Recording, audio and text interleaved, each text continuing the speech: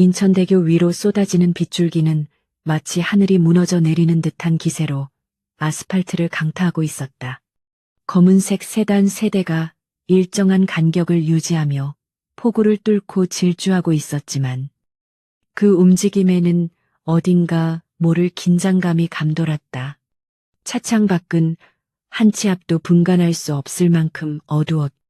간헐적으로 번쩍이는 번개만이 유일한 조명이 되어 칠흑 같은 바다를 비췄다. 중앙에 위치한 마이바흐 뒷좌석. 한서진은 차가운 가죽 시트에 깊숙이 몸을 파묻은 채 창밖을 응시하고 있었다. 그의 무릎 위에는 낡은 가죽 서류 가방 하나가 놓여 있었는데 그는 무의식적으로 가방의 손잡이를 꽉 쥐고 있었다. 그것은 단순한 서류 가방이 아니었다. 미래 그룹의 운명을, 아니 대한민국 재계의 판도를 뒤집을 수 있는 판도라의 상자였다. 대표님, 도착 예정 시간보다 10분 정도 늦어질 것 같습니다. 기상 상황이 너무 좋지 않습니다. 조수석에 앉은 김 실장이 백미러를 통해 서진의 눈치를 살피며 조심스럽게 말했다.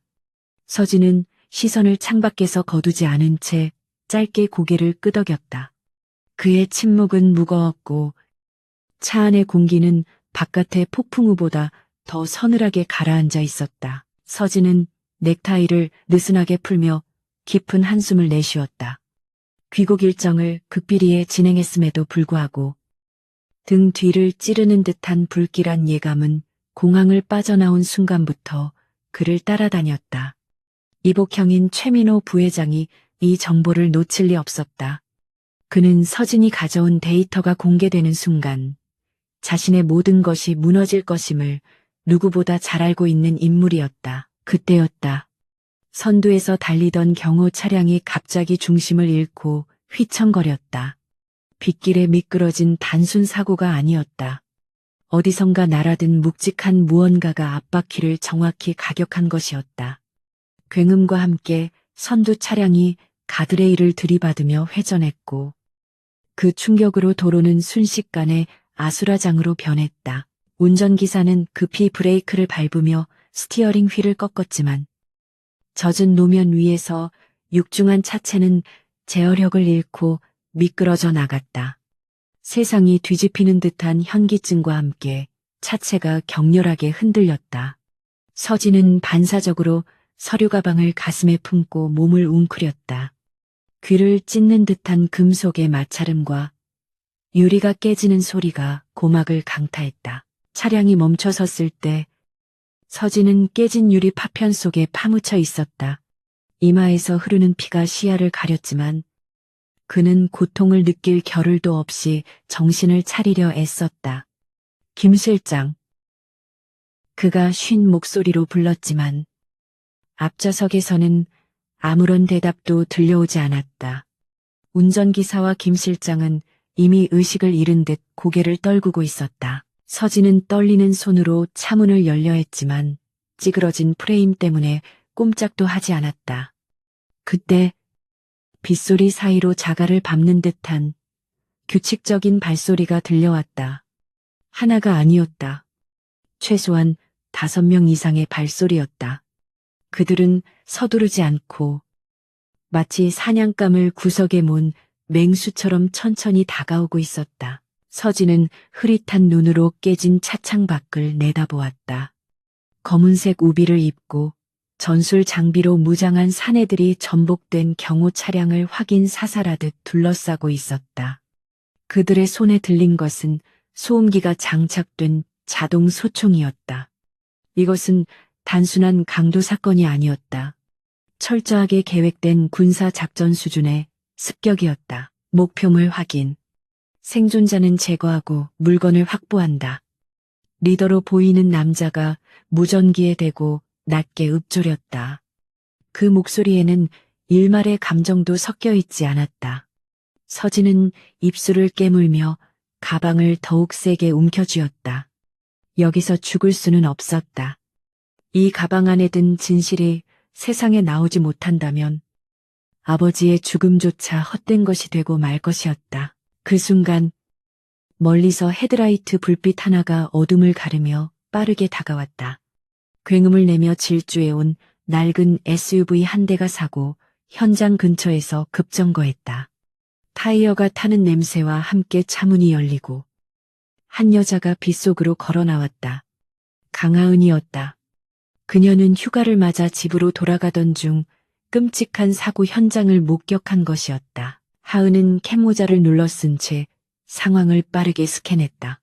전복된 차량 세대, 무장한 괴한 6명, 그리고 확인 사살을 준비하는 자세. 그녀의 눈매가 날카로워졌다. 일반적인 교통사고 처리를 위해 멈춘 것이었지만 눈앞의 광경은 그녀가 수없이 겪어온 전장의 한복판과 다를 바가 없었다. 어이, 거기 아가씨. 못 볼 걸 봤으면 그냥 지나가는 게 신상에 좋을 텐데. 무장한 사내 중 하나가 하은을 발견하고 총구를 겨누며 비릿하게 웃었다. 그러나 하은은 그 경고를 무시한 채 천천히 걸음을 옮겼다. 그녀의 근육은 이미 전투태세로 전환되어 있었고 머릿속에서는 최적의 제압 경로가 시뮬레이션 되고 있었다. 민간인 통제구역도 아닌데 총질이라니. 대한민국 치안이 많이 안 좋아졌네. 하은의 목소리는 빗소리에 묻힐 듯 낮았지만 그 안에 담긴 살기는 명확했다. 그녀는 상대가 방아쇠를 당기기 직전 빗물이 고인 웅덩이를 박차고 순식간에 거리를 좁혔다. 그녀의 움직임은 인간의 것이라고 믿기 힘들 만큼 빠르고 기이했다. 사내가 당황하여 격발하려는 순간 하은의 손이 총신을 쳐내며 궤적을 틀었다. 동시에 그녀의 팔꿈치가 사내의 턱을 정확히 강타했다.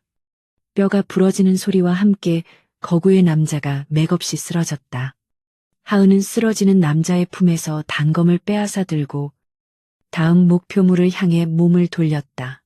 707 특임대의 살인병기가 깨어나는 순간이었다. 갑작스러운 난입자에 당황한 나머지 괴한들은 일제히 하은에게 총구를 돌렸다. 하지만 그녀는 이미 엄폐물이 많은 전복된 차량 사이로 몸을 숨긴 뒤였다. 빗발치는 총알이 차체를 때리며 불꽃을 일으켰다. 서진은 그 혼란을 틈타 깨진 창문 틈으로 몸을 비집고 나오려 안간힘을 썼다. 하은은 차량 밑으로 미끄러져 들어가며 적들의 발목을 노렸다. 어둠과 폭우는 그녀에게 있어 최고의 위장이었다. 그녀는 단검으로 가장 가까이 있던 적의 아킬레스건을 베어버리고 비명을 지르며 주저앉는 적을 인간 방패로 삼아 일어섰다. 그녀의 눈빛은 차가웠고 동작에는 군더더기가 없었다. 우측 셋, 좌측 둘, 리더는 후방. 하은은 짧게 중얼거리며 적들의 위치를 파악했다. 그녀는 인간 방패를 밀쳐내며 바닥에 떨어진 소총을 낚아챘다. 노련한 솜씨로 조정관을 단발로 맞춘 그녀는 정확한 사격으로 2명의 적을 무력화시켰다. 빗속에서도 그녀의 사격 솜씨는 흔들림이 없었다. 리더는 상황이 불리하게 돌아가자 당황한 기색이 역력했다. 젠장. 저 여자 머냐놈을 먼저 처리해 가방부터 빼서 그의 고함에 남은 용병들이 하은을 견제하는 사이 2명이 서진이 있는 마이바흐 쪽으로 달려들었다. 서진은 간신히 상반신을 밖으로 빼낸 상태였지만 다리가 끼어 움직일 수 없었다. 용병 하나가 서진의 멱살을 잡고 거칠게 끌어내렸다. 내놔. 이 새끼야. 서진은 고통 속에서도 가방을 놓지 않고 저항했다. 그는 이성적인 판단을 내리는 사업가였지만 지금 이 순간만큼은 본능에 의존해 싸우고 있었다. 용병이 개머리판으로 서진의 머리를 내리치려던 찰나 날카로운 파열음이 들렸다. 하은이 던진 단검이 용병의 어깨에 깊숙이 박혔다. 용병이 비명을 지르며 뒤로 물러나자 하은은 빗속을 뚫고 달려와 날아차기로 남은 한 명을 날려버렸다. 그녀는 숨을 헐떡이며 서진의 앞을 막아섰다. 젖은 머리카락 사이로 드러난 그녀의 눈동자는 야수처럼 빛나고 있었다. 살고 싶으면 내 지시대로 해요. 하은은 뒤도 돌아보지 않고 서진에게 말했다. 서진은 멍하니 그녀의 뒷모습을 바라보았다. 피와 진흙으로 엉망이 된 군청색 재킷. 그리고 압도적인 무력. 그녀는 자신이 평생 경험해온 비즈니스 세계의 논리로는 설명할 수 없는 존재였다. 남은 적들이 전열을 재정비하고 포위망을 좁혀오기 시작했다. 하은은 소총의 탄창을 확인했다. 남은 탄환은 10발남짓. 정면 승부로는 승산이 없었다. 그녀는 주변을 빠르게 둘러보았다. 기름이 유출되어 흐르는 도로. 그리고 아직 엔진이 꺼지지 않은 채 뒤집혀 있는 경호 차량. 그녀의 머릿속에 위험한 도박이 떠올랐다. 뛸 수 있어요. 하은이 서진을 일으켜 세우며 물었다. 서진은 찢어진 다리의 통증을 참아내며 고개를 끄덕였다. 가능합니다. 그의 목소리는 침착했다. 하은은 의외라는 듯 그를 흘끗 보았지만 이내 시선을 돌려 유출된 기름 웅덩이를 향해 총구를 겨누었다. 셋 세면 옹벽 너머로 뛰어요. 하나, 둘. 하은의 카운트가 끝나기도 전에 그녀는 방아쇠를 당겼다. 총구에서 뿜어져 나온 불꽃이 기름에 옮겨붙는 순간 거대한 폭발음과 함께 화염이 치솟았다. 적들이 화염에 휩싸여 당황하는 사이 하은은 서진의 팔을 낚아채고 도로 밖의 풀숲으로 몸을 날렸다. 경사면을 구르며 내려가는 동안에도 서진은 가방을 놓치지 않았다. 날카로운 나뭇가지들이 피부를 긁고 지나갔지만 그는 이를 악물고 하은의 움직임을 따랐다. 그들은 도로 아래 배수로에 몸을 숨겼다. 위쪽에서는 여전히 고함과 총소리가 들려왔지만 빗소리가 그들의 흔적을 지워주고 있었다. 당신 대체 누구입니까? 서진이 거친 숨을 몰아쉬며 물었다. 그의 양복은 찢어지고 피투성이가 되어 있었지만 눈빛만큼은 여전히 형형했다. 하은은 대답 대신 자신의 옷을 찢어 서진의 다리 상처를 지혈했다. 그녀의 손길은 거칠었지만 능숙했다. 지나가던 시민입니다. 대한민국 예비군 훈련이 좀 빡세서요. 하은은 무심하게 대답하며 주변을 경계했다. 서진은 그녀의 농담 아닌 농담에 헛웃음을 지을 뻔했다. 이 상황에서 유머라니. 하지만 그녀의 침착함이 오히려 그에게 안도감을 주었다. 그는 자신이 살아남을 수 있는 유일한 희망이 이 낯선 여자에게 달려있음을 직감했다. 놈들이 내려올 겁니다. 여기서 멀어져야 해요. 하은이 서진을 부축하며 일어섰다. 서진은 고통을 삼키며 일어섰다. 제 차에 중요한 게 있습니다. 김 실장은 그는 위쪽 도로를 쳐다보며 망설였다. 하지만 불길은 이미 차량들을 집어삼키고 있었고 생존자를 기대하기는 힘든 상황이었다. 지금은 당신 목숨 하나 건사하기도 벅차요. 따라와요. 하은은 단호하게 말하며 서진을 이끌었다. 그들은 어둠이 짙게 깔린 숲을 헤치고 나아갔다. 빗줄기는 점점 더 거세졌고 차가운 바람이 뼛속까지 파고들었다. 하지만 서진은 자신의 체온보다 하은의 손에서 전해지는 온기가 더 뜨겁게 느껴졌다. 얼마나 걸었을까? 그들은 폐쇄된 구도로에 주차된 하은의 SUV에 도착했다. 하은은 서진을 조수석에 밀어넣고 운전석에 올라탔다. 시동을 걸자 낡은 엔진 소리가 고요한 숲을 울렸다. 그녀는 라이트를 끄고 익숙한 솜씨로 어둠 속의 도로를 질주하기 시작했다. 서진은 백미러를 통해 멀어지는 화염을 바라보았다. 오늘 밤 그는 모든 것을 잃었다. 충직한 비서, 경호원들, 그리고 안전하다는 믿음까지. 하지만 그의 손에는 여전히 가방이 들려 있었고 옆자리에는 알 수 없는 구원자가 앉아 있었다. 이것은 끝이 아니라 전쟁의 시작이었다. 어디로 갈 겁니까? 서진이 물었다. 하은은 핸들을 꽉 쥔 채 앞만 보고 대답했다. 일단은 경찰도 병원도 아닌 곳으로요. 놈들이 당신 동선을 다 파악하고 있었어요. 내부 공모자가 있다는 뜻이죠. 그녀의 분석은 정확했다. 서진은 다시 한번 그녀의 통찰력에 놀랐다. 내 이름은 한서진입니다. 서진은 정중하게 자신을 소개했다. 그것은 단순한 통성명이 아니라 생명을 구해준 이에 대한 예우이자 파트너로서의 인정을 의미했다. 하은은 잠시 침묵하다가 짧게 대답했다. 강하은, 차는 빗속을 뚫고 서울의 불빛이 닿지 않는 어둠 속으로 사라졌다. 한서진은 강하은의 옆모습을 바라보며 생각했다. 이 여자가 우연히 그곳에 있었던 것이 신의 축복인지 아니면 또 다른 운명의 장난인지. 하지만 한 가지 확실한 것은 이제부터 펼쳐질 싸움에서 그녀가 가장 강력한 무기가 될 것이라는 사실이었다. 낡은 SUV가 멈춰선 곳은 인천 외곽에 버려진 정비소 앞이었다. 녹슨 셔터 위로 빗물이 쉴 새 없이 흘러내리고 있었고 주변은 가로등 하나 없이 칠흑 같은 어둠에 잠겨 있었다. 강하은은 능숙하게 차를 건물 뒤편의 사각지대에 주차하고 시동을 껐다. 엔진이 멈추자 빗소리가 다시 고막을 때리기 시작했다. 내리세요. 당분간은 여기가 안전할 겁니다. 하은이 짧게 말하고 차문을 열었다. 한서진은 욱신거리는 다리를 이끌고 차에서 내렸다. 비에 젖은 옷이 상처에 달라붙어 쓰라렸지만 그는 내색하지 않고 가방을 챙겼다.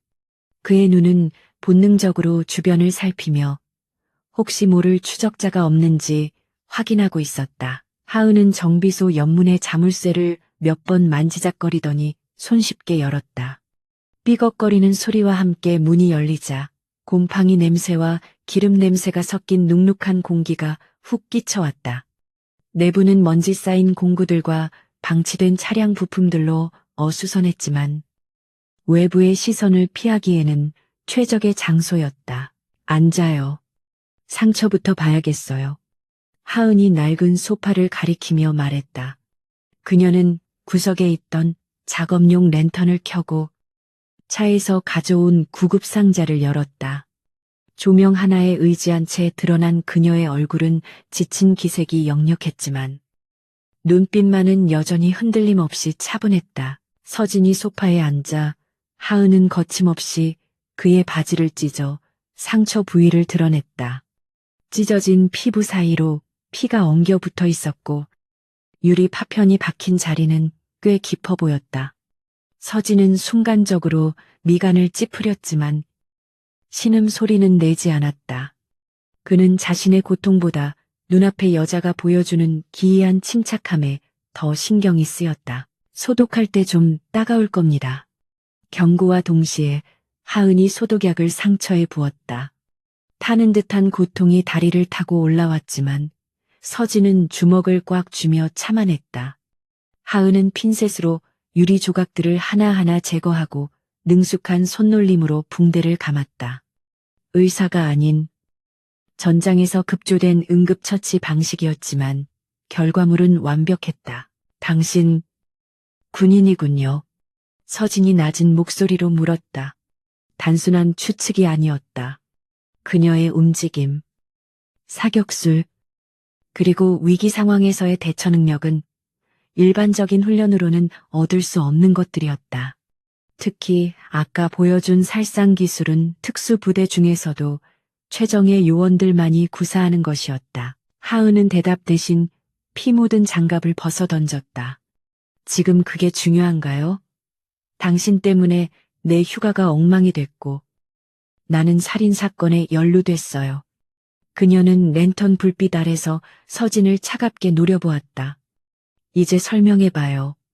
그 사람들이 왜 당신을 죽이려 했는지, 그리고 저 가방엔 뭐가 들었는지. 서진은 가죽 가방을 자신의 쪽으로 끌어당겼다. 알면 당신만 위험해집니다. 이미 너무 깊이 들어왔지만 여기서 멈추는 게 당신을 위해서도 좋습니다. 그의 말은 진심이었다. 이 가방에 담긴 비밀은 대한민국 재계 서열 1위인 미래그룹의 치부를 넘어 정관계 로비 리스트까지 포함하고 있었다. 착각하지 마요. 난 당신을 걱정해서 묻는 게 아니야. 하은이 비웃듯 말했다. 상황 파악이 안 되나 본데. 나는 지금 당신을 경찰에 넘기고 집에 가서 씻고 자고 싶은 마음뿐이에요. 그녀는 주머니에서 휴대전화를 꺼내 들었다. 112를 누르려는 그녀의 손가락을 서진이 다급하게 막아섰다. 안 됩니다. 경찰에 연락하는 순간 우리는 죽습니다. 서진의 목소리에 처음으로 다급함이 묻어났다. 아까 그놈들 경찰 무전망을 감청하고 있었어요. 아니, 어쩌면 경찰 내부에도 그들의 정보원이 있을 겁니다. 신고 접수가 되는 즉시 우리의 위치가 노출될 겁니다. 하은은 잠시 멈칫했다. 그녀 역시 아까의 상황이 심상치 않음을 느끼고 있었다. 민간 기업의 사설 경호업체 수준이 아니었다. 그들의 장비와 전술은 군에 준하는 수준이었고 도심 한복판에서 중화기를 사용하고도 경찰 출동이 늦어진 점은 의심스러웠다. 하지만 그녀는 쉽게 납득하지 않았다. 그걸 나보고 믿으라고요. 당신 같은 재벌들이 사고치고 도망갈 때 하는 뻔한 레퍼토리잖아요. 하은은 서진의 손을 뿌리치고 휴대전화 화면을 켰다. 그러나 화면 상단의 안테나 아이콘은 서비스 불가 상태였다. 그녀는 미간을 찌푸리며 창가 쪽으로 이동해 보았지만 신호는 잡히지 않았다. 이 주변 통신이 먹통이에요. 잼머 전파 방해 장치가 작동하고 있어요. 하은의 표정이 굳어졌다. 통신 잼머는 일반인이 쉽게 구할 수 있는 장비가 아니었다. 누군가 이 지역 일대의 통신망을 의도적으로 차단하고 있다는 뜻이었다. 그것은 적들이 이미 그들의 위치를 어느 정도 좁혀오고 있다는 신호이기도 했다. 서진은 한숨을 내쉬며 정비소 구석에 있던 낡은 라디오를 가리켰다. 저걸 켜봐요. 뉴스 채널로. 하은은 의구심을 품은 채 라디오의 전원을 켰다. 지지직거리는 잡음 사이로 아나운서의 긴급한 목소리가 흘러나왔다. 속보입니다. 오늘 밤 인천대교 인근에서 발생한 연쇄추돌 사고의 원인이 미래그룹 한서진 대표의 음주 과속 운전으로 추정된다는 경찰 발표가 있었습니다. 사고 직후 한 대표는 현장에서 도주했으며 목격자들의 진술에 따르면 신원 미상의 여성 공범과 함께 무기를 소지하고 라디오에서 흘러나오는 내용은 충격적이었다. 피해자가 가해자로 뒤바뀐 것은 물론 하은마저 공범으로 지목되어 수배 선상에 올라 있었다. 서진을 습격했던 무장 괴한들에 대한 언급은 어디에도 없었다. 언론 통제는 완벽했고 대중을 속이는 시나리오는 치밀하게 준비되어 있었다. 하은은 기가 막히다는 표정으로 라디오를 꺼버렸다. 미치겠군. 나를 수배범으로 만들었다고. 그녀는 허리춤에 손을 올리고 한숨을 쉬었다. 707 특임대 중사가 하루아침에 재벌 3세의 도주를 돕는 테러리스트가 된 셈이었다. 이제 그녀는 원하든 원하지 않든 서진과 한 배를 탈 수밖에 없게 되었다. 말했잖아요. 그들은 당신이 상상하는 것보다 훨씬 더 거대한 힘을 가지고 있다고. 서진이 침착하게 말했다. 내 이복형. 최민호 부회장입니다. 그는 그룹을 완전히 장악하기 위해 아버지가 남긴 이 비자금 원본 파일을 없애려 하고 있어요. 내가 살아있는 한 그는 회장이 될 수 없으니까요. 서진은 가방을 열어 그 안에 든 구형 노트북과 암호화된 하드디스크를 보여주었다. 이걸 해독해서 세상에 공개해야 합니다. 그래야 나와 당신, 우리 둘 다 살 수 있어요. 하지만 이 파일에는 다중생체 보안이 걸려 있습니다. 내 지문과 홍채만으로는 열리지 않아요. 하은은 서진과 가방을 번갈아 보았다. 상황은 명확해졌다. 그녀가 살아서 부대로 복귀하려면 이 남자의 누명을 벗겨야 했고 그러기 위해서는 이 남자가 하려는 일을 도와야 했다. 그녀는 짧게 욕설을 내뱉은 뒤 주변에 있던 낡은 의자를 끌어와 서진의 맞은편에 앉았다. 좋아요. 상황 파악 끝났어요. 하은의 눈빛이 달라졌다. 방어적이었던 태도는 공격적인 전술가의 모습으로 바뀌었다. 당신 형이란 작자가 서울 전체를 감시하고 있다고 칩시다. 그럼 우리는 유령이 되어야 해요. 쯔쯔뜨브. 카드 사용. 휴대전화. 대중교통 전부 사용할 수 없어요. 그건 내 전문 분야입니다. 서진이 노트북 전원을 켜며 말했다. 이 노트북은 위성통신을 기반으로 독자적인 서버를 우회합니다. 놈들이 도시의 눈을 장악했다면 나는 그 눈을 멀게 만들 수 있어요. 하지만 물리적인 이동과 방어는 내 능력 밖입니다. 당신의 도움이 필요해요. 서진은 하은에게 손을 내밀었다. 그것은 고용주와 피고용인의 계약이 아닌 생사를 함께할 동료로서의 제안이었다. 강하은 씨, 나를 도와주세요. 당신의 명예를 되찾고 내가 정당한 자리를 찾을 수 있게 보상은 당신이 상상하는 그 이상으로 하겠습니다. 하은은 서진의 손을 물끄러미 바라보았다. 하얗고 고운 손, 펜대만 굴려온 것 같은 그 손이 지금은 흙과 피로 더러워져 있었다. 하지만 그 떨림 없는 손끝에서 그녀는 의외의 강인함을 느꼈다. 그녀는 잠시 고민하다가 자신의 투박하고 굳은 살 박인 손으로 그의 손을 맞잡았다. 돈은 필요 없어요. 대신 약속 하나만 해요. 하은이 힘주어 말했다. 일 끝나면 내 신원기록 깨끗하게 원상복구해놔요. 그리고 놈들, 법대로 처벌받게 하겠다고. 당신네들 방식처럼 돈으로 해결하고 유야무야 넘어가면 그땐 내 손에 죽을 줄 알아요. 서진은 옅은 미소를 지었다. 약속합니다. 법대로, 아니 그보다 더 혹독하게 대가를 치르게 할 겁니다. 두 사람 사이에 기묘한 신뢰가 싹트기 시작했다. 바깥의 빗소리는 여전히 거셌지만 정비소 안의 공기는 아까와는 다르게 뜨겁게 달아오르고 있었다. 그때 서진의 노트북 화면에 경고창이 떴다.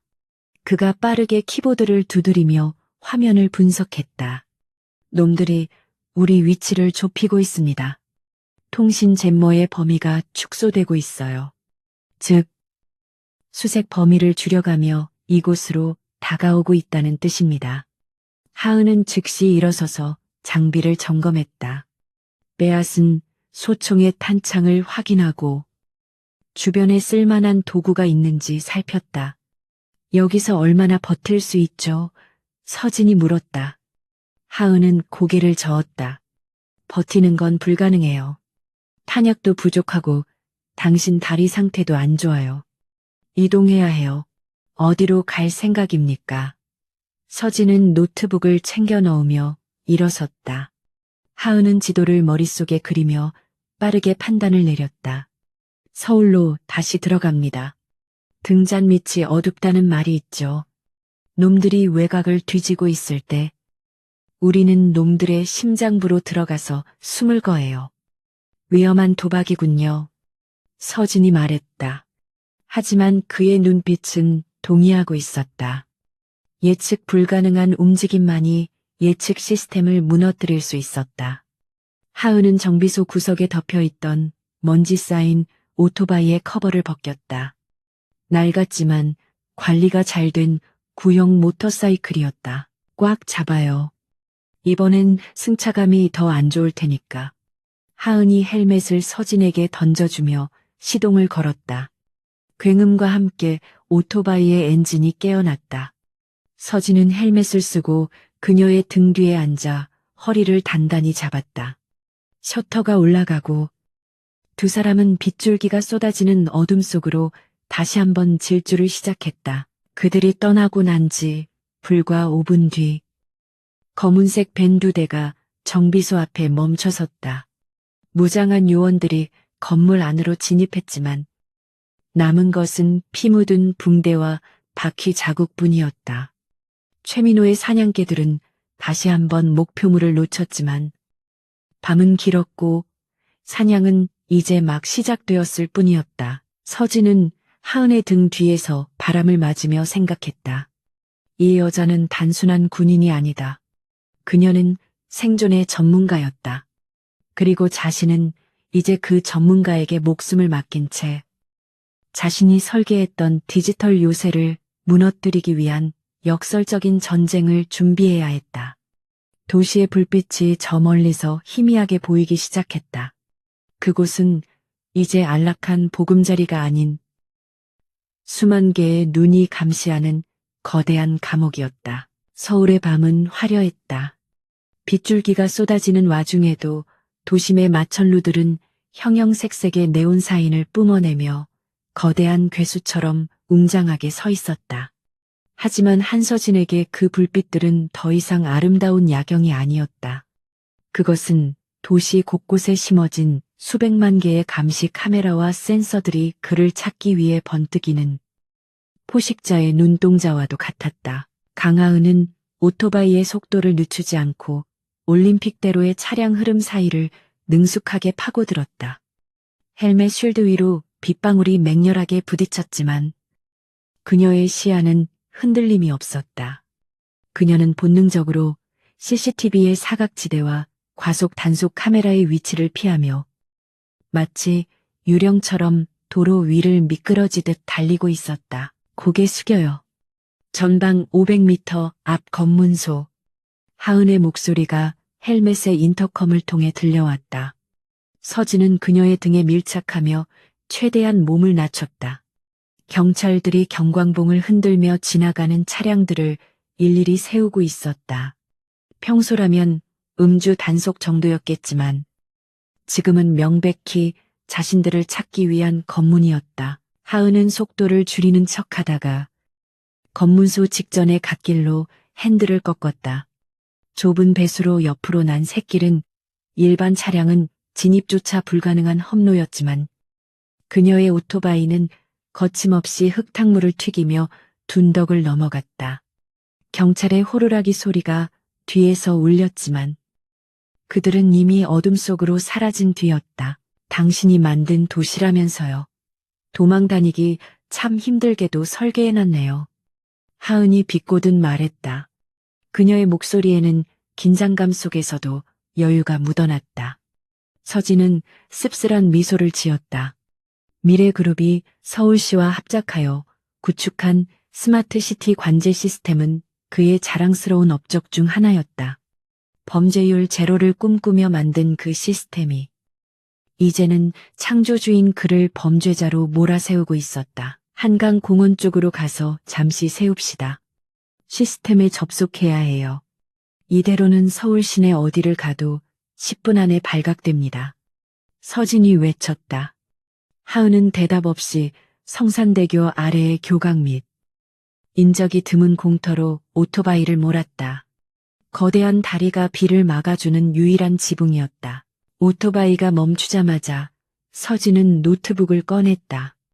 배터리가 얼마 남지 않았기에 시간과의 싸움이었다. 그는 떨리는 손으로 키보드를 두드리기 시작했다. 화면에 수많은 코드들이 폭포수처럼 쏟아져 내렸다. 하은은 오토바이에서 내려 주변을 경계하며 젖은 옷을 털어냈다. 얼마나 걸려요? 하은이 어둠 속을 응시하며 물었다. 그녀의 손은 여전히 소총의 손잡이 근처를 배회하고 있었다. 최소한의 루트만 확보하는데 5분. 도시 전체의 눈을 속이려면 더 시간이 필요합니다. 서진의 눈은 화면에 고정된 채 빠르게 움직였다. 그의 손가락은 피아니스트처럼 현란하게 춤췄다. 서진은 관제센터의 메인 서버에 우회 접속을 시도했다. 방화벽은 견고했지만 그 벽을 쌓아 올린 사람이 바로 서진이었다. 그는 자신이 심어둔 백도어 코드를 찾아내 활성화했다. 그것은 비상사태를 대비해 만들어둔 오직 그만이 알고 있는 디지털 개구멍이었다. 찾았다. 서진의 입에서 안도의 한숨이 새어나왔다. 화면에 서울시 전역의 CCTV 분포도가 붉은 점으로 표시되었다. 그는 특정 구역의 카메라 피드를 조작하여 자신들이 지나갈 경로의 영상을 10분 전의 평화로운 거리 모습으로 루프룹 시켰다. 디지털 세계에서 그들은 이제 투명 인간이 되었다. 이제 강남 진입이 가능합니다. 하지만 올해는 못 버텨요. 놈들이 영상 조작을 눈치채는 건 시간 문제입니다. 서진이 노트북을 덮으며 말했다. 하은은 그를 돌아보며 고개를 끄덕였다. 재벌 회장님이 컴퓨터만 두드리는 줄 알았더니 해커 소질도 있었네요. 생존 기술입니다. 이 바닥에서는 정보가 곧 목숨이니까요. 서진이 헬멧을 다시 쓰려는데 하은이 그를 제지했다. 잠깐, 그 가방 좀 다시 봐요. 아까 말한 그 비자금 파일 말이에요. 그녀의 눈빛이 예리하게 빛났다. 단순히 장부 몇 개 공개한다고 그 거대한 조직이 무너질까요? 뭔가 더 확실한 게 필요해요. 서진은 잠시 망설이다가 가방을 열었다. 낡은 가죽 냄새와 함께 드러난 것은 단순한 하드디스크가 아니었다. 그것은 특수 제작된 바이오메트릭 저장 장치였다. 서진이 지문을 인식시키자 붉은 램프가 녹색으로 바뀌며 잠금이 해제되는 듯 했지만 곧이어 두 번째 인증을 요구하는 경고음이 울렸다. 2차 인증 필요, 유전자 코드 불일치, 물리적 키 K가 삽입되지 않았습니다. 화면에 뜬 메시지를 보며 서진의 표정이 굳어졌다. 역시 아버지는 끝까지 저를 시험하시는군요. 그는 허탈한 듯 중얼거렸다. 그가 알고 있던 암호만으로는 부족했다. 이게 무슨 소리죠? 하은이 물었다.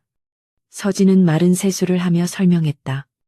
이 파일에는 미래그룹이 지난 30년간 저지른 불법 승계, 정관계 로비, 그리고 심지어 불법 생체 실험에 관한 데이터까지 모두 들어 있습니다. 하지만 이걸 열려면 물리적 키가 필요해요. 아버지가 돌아가시기 전 숨겨둔 그게 어디 있는지 알아요. 하은의 질문에 서진은 기억을 더듬었다.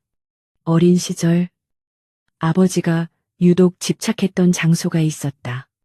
그룹 본사도 자택도 아닌 서울 구도심의 재개발 예정 구역에 방치된 낡은 연구실. 아버지는 그곳을 시작의 방이라고 불렀었다. 종로구의 오래된 상가 건물 지하입니다. 지금은 거의 폐허가 된 곳이죠. 거기에 있을 겁니다. 서진의 목소리에 확신이 실렸다.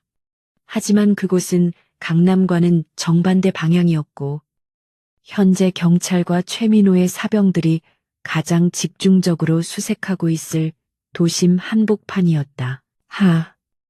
산 너머 산이네. 하은은 혀를 찼지만 그녀의 표정에는 두려움보다 호전적인 기운이 감돌았다. 오히려 잘 됐어요. 놈들은 우리가 외곽으로 도망치거나 본사로 갈 거라고 예상할 테니까. 폐허 속에 숨어드는 건 내 전문이죠. 그녀는 오토바이 시동을 다시 걸었다. 당신, 왜 이렇게까지 나를 돕습니까? 서진이 오토바이에 오르며 다시 한번 물었다. 단순히 누명을 벗기 위해서라기엔 그녀가 감수하는 위험이 너무 컸다. 총격전, 도주, 그리고 거대 기업과의 싸움.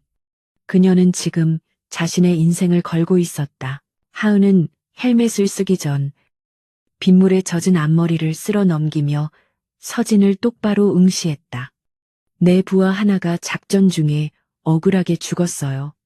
윗선들의 정치 싸움에 휘말려서 그때 나는 아무것도 못했죠. 그냥 명령이니까, 국가를 위해서니까 하고 참았어요. 그녀의 눈동자가 잠시 흔들렸다. 그런데 오늘 당신을 봤을 때, 그때 그 친구 눈빛이 생각났어요. 살고 싶어 하는, 억울해하는 그 눈빛. 이번엔 그냥 지나치기 싫네요. 그게 다예요. 하은은 덤덤하게 말을 마쳤지만 그 무게감은 서진의 가슴을 묵직하게 때렸다. 그녀에게 이것은 단순한 탈출이 아니라 과거의 부채감을 씻기 위한 싸움이었다. 오토바이가 다시 빗속을 뚫고 출발했다. 강변북로를 타고 도심으로 향하는 그들의 머리 위로 경찰 헬기의 서치라이트가 지나갔다. 서진은 하은의 등 뒤에 매달려 그녀의 체온에 의지한 채 도시의 불빛을 바라보았다. 자신이 쌓아 올린 이 차가운 디지털 요새 속에서 유일하게 인간적인 온기를 지닌 존재가 바로 이 낯선 여자였다. 그들은 마포대교를 건너 서대문 방향으로 진입했다. 도심으로 들어갈수록 경계는 삼엄해졌다. 주요 교차로마다 바리케이드가 쳐져 있었고 검은색 밴들이 골목길을 누비고 있었다. 최민호는 공권력뿐만 아니라 사설 용병단까지 동원하여 도시 전체를 쥐잡듯이 뒤지고 있었다. 여기서부터는 오토바이를 버려야 해요. 엔진 소리가 너무 커요. 하은이 어두운 골목길에 오토바이를 세우며 말했다. 그들은 낡은 상가 건물의 뒷골목에 오토바이를 숨기고 도보로 이동하기 시작했다. 하은은 앞장서서 골목의 그림자만을 골라 밟으며 이동했다. 종로의 뒷골목은 미로와 같았다. 재개발을 앞두고 사람들이 떠나간 유령 도시 같은 분위기였지만 오히려 그 점이 그들에게는 은폐물이 되었다. 하지만 서진은 다리의 통증 때문에 걸음이 점점 느려지고 있었다. 진통제가 필요했지만 지금은 정신력으로 버티는 수밖에 없었다. 잠깐, 하은이 갑자기 멈춰서며 손을 들어 제지했다. 그녀는 벽에 등을 붙이고 모퉁이 너머를 주시했다. 서진도 숨을 죽이고 귀를 기울였다. 빗소리 사이로 미세한 기계음이 들려왔다. 윙윙거리는 소리. 드론이었다. 열감지 센서가 장착된 군용 정찰 드론이 골목길 상공을 천천히 배회하고 있었다. 서진은 심장이 태는 듯 했다. 인간의 눈은 속일 수 있어도 열감지 센서는 속일 수 없었다. 드론의 카메라가 그들이 숨어 있는 방향으로 천천히 회전하고 있었다. 적의 우릴 보면 위치가 전송될 거예요. 3초 안에 격추해야 해요. 하은이 속삭였다. 그녀는 소총을 꺼내 들었지만 총소리는 놈들에게 위치를 알리는 꼴이었다. 총은 안 됩니다. 소음이. 서진이 만류하려 했지만 하은은 이미 주변을 두리번거리고 있었다. 그녀의 시선이 바닥에 뒹구는 쇠파이프 조각에 꽂혔다. 그녀는 소총을 다시 메고 쇠파이프를 집어들었다. 바람 계산하고 거리 15m, 높이 5m. 그녀는 중얼거리며 몸을 비틀었다.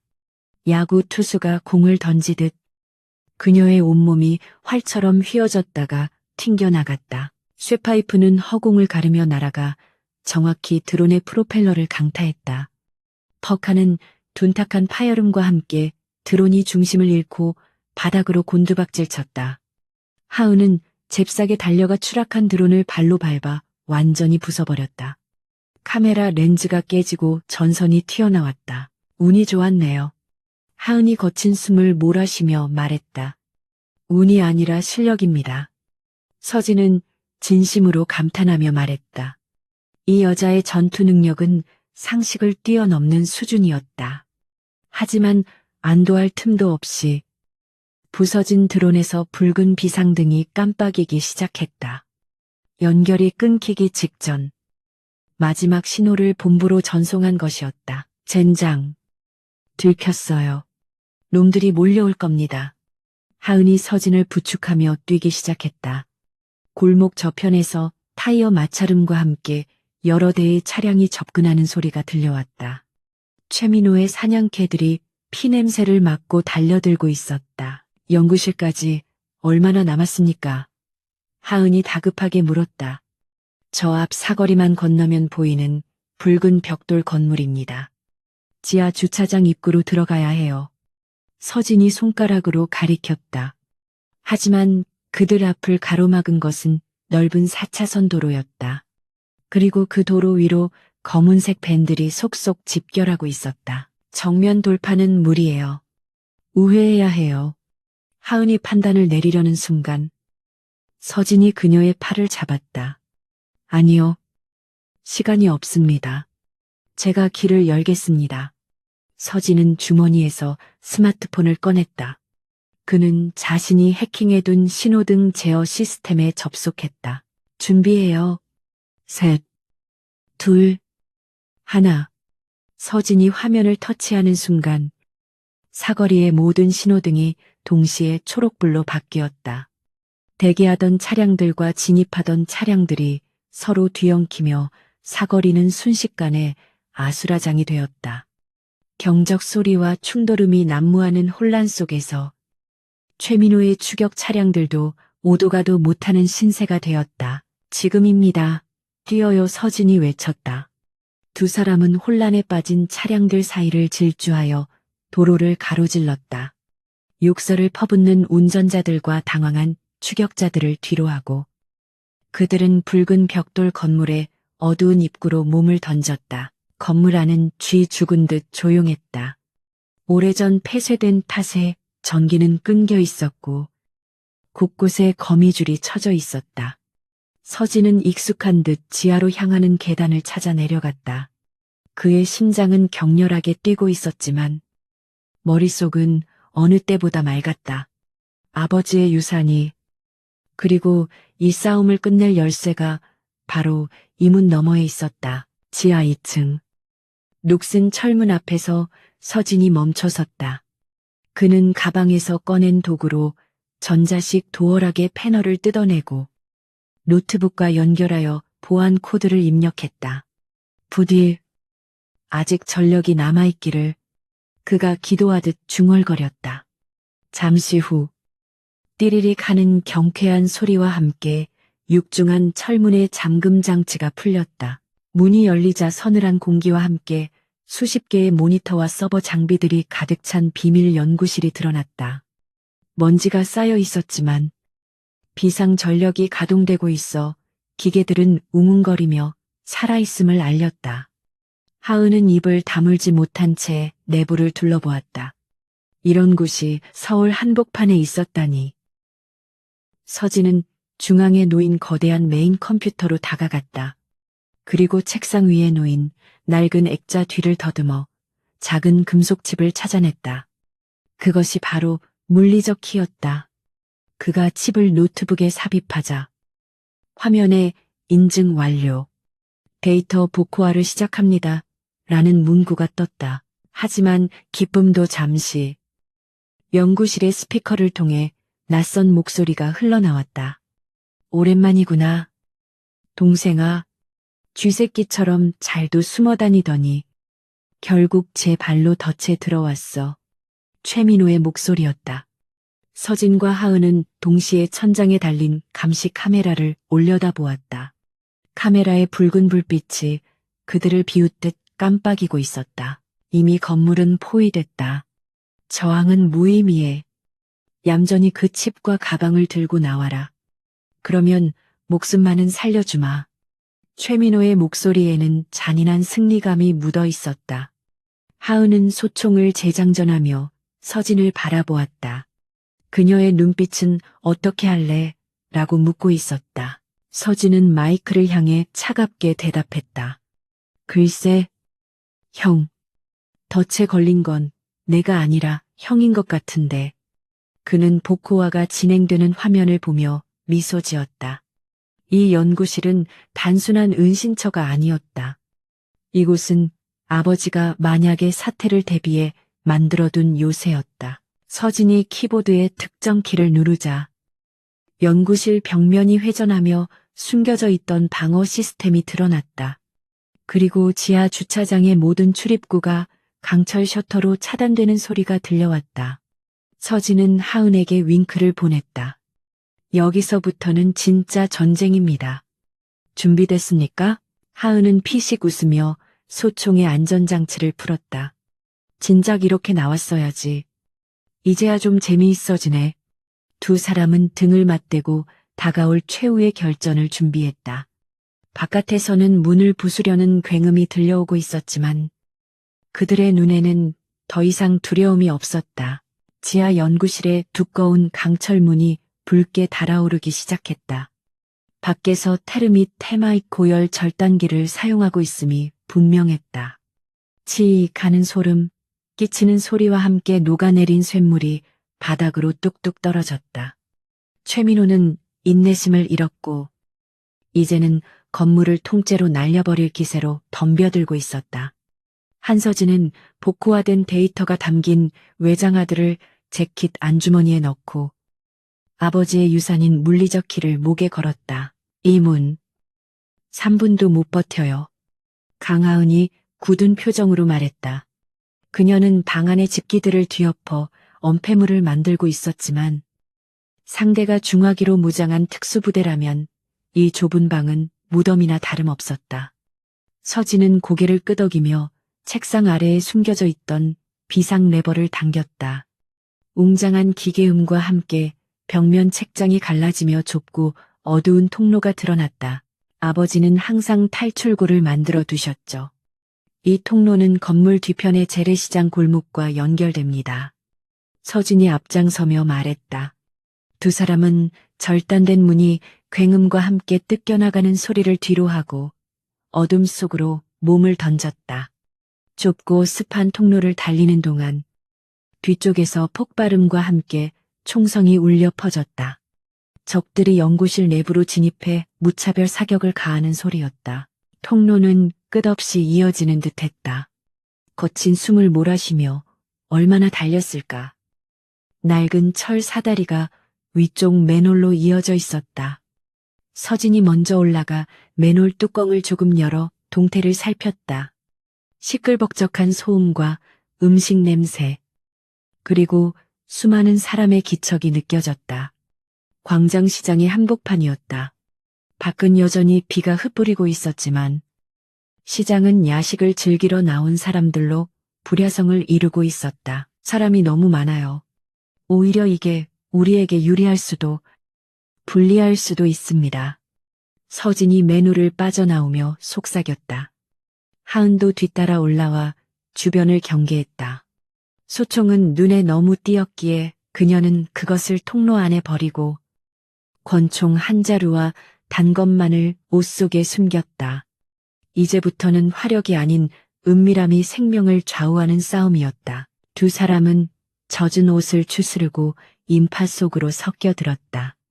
김이 모락모락 나는 빈대떡 가게와 육회골목 사이로 수많은 관광객과 취객들이 오가고 있었다.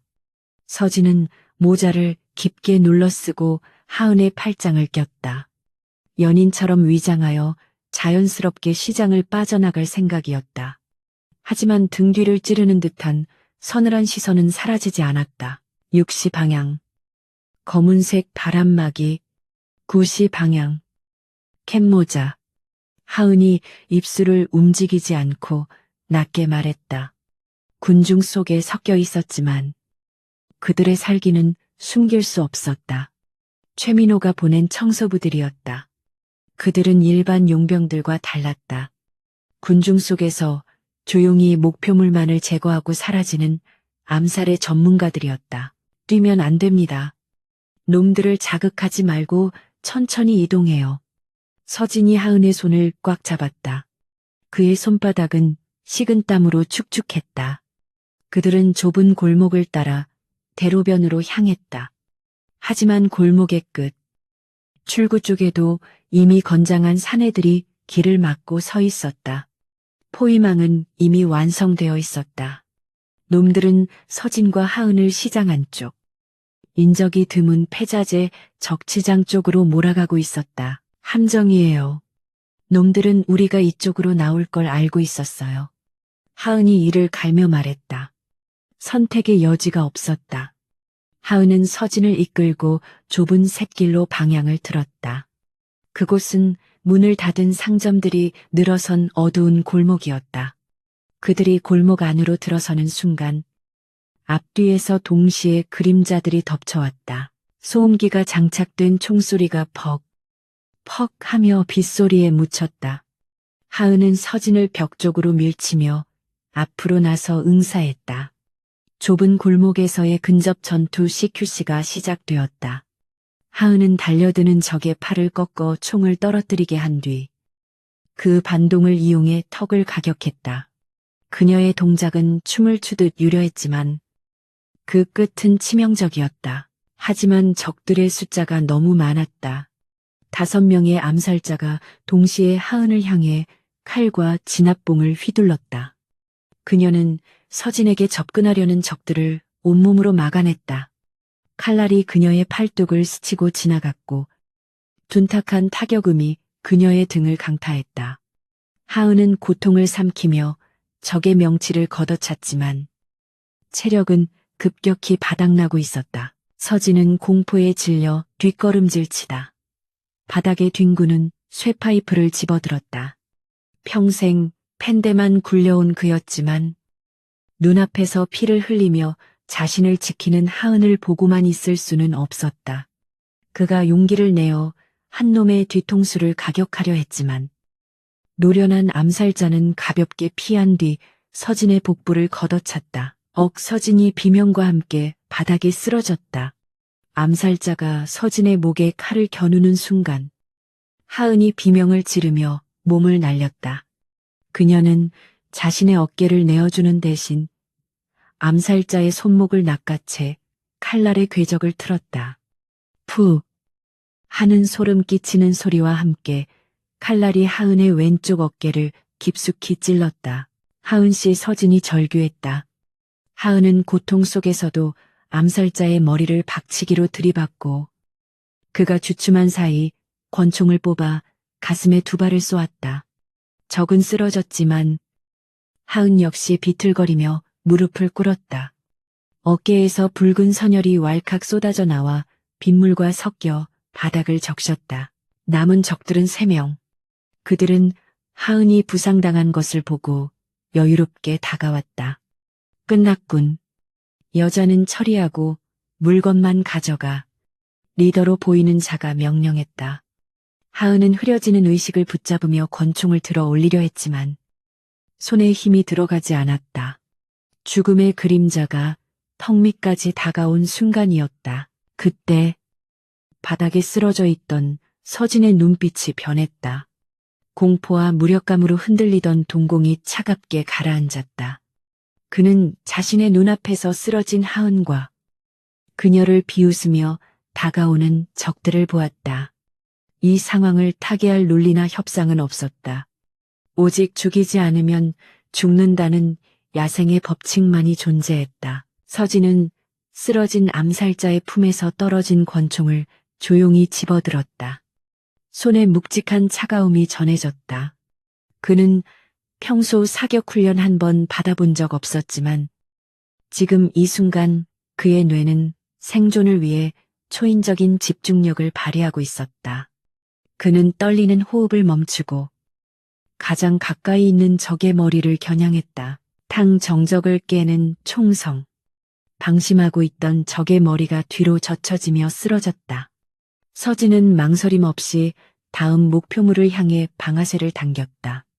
조준은 엉성했지만 거리와 방향에 대한 그의 본능적인 계산은 정확했다. 2번째 적의 허벅지와 어깨에 총알이 박혔다. 갑작스러운 반격에 당황한 마지막 적이 서진을 향해 달려들었다. 칼을 높이 치켜든 그를 보며 서진은 피하지 않았다.